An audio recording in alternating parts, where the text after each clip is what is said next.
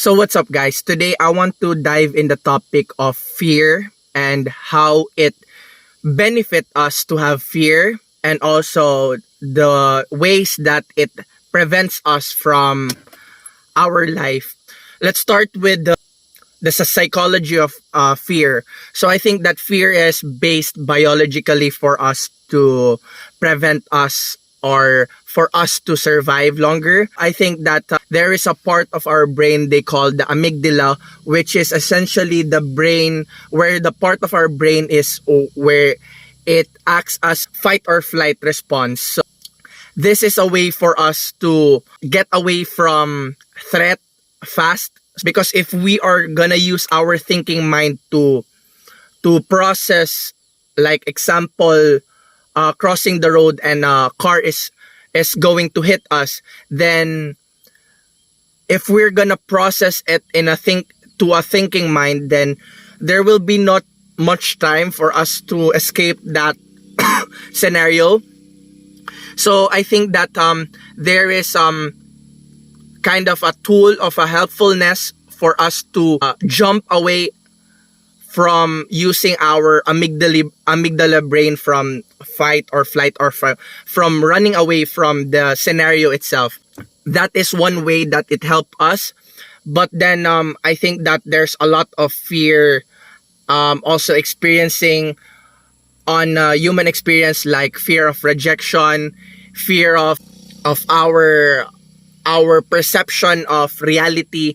So I think that there are sometimes fear can hold us back from taking action on the things that we wanted. So for example, we are afraid of talking in stage.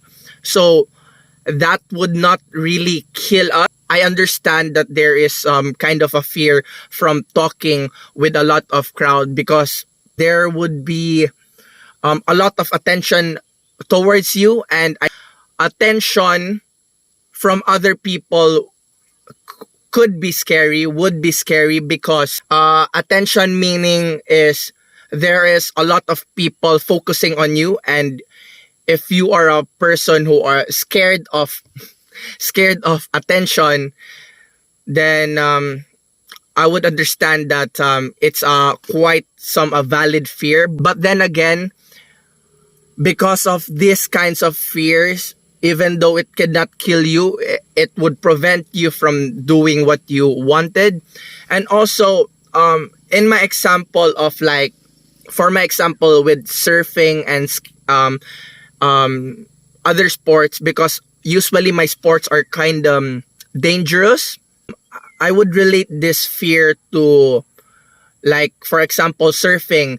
If I'm not in a good shape, and also I'm not a pro, but if I would get like big waves, like very big waves, like maybe 8 to 10 feet tall, that would scare me. And I think that that is important for that fear itself, for me to calculate my risk, understanding that this wave is risky enough that it could hurt me. That is some way that, yeah, fear would be a way for you to probably calculate your risk as well.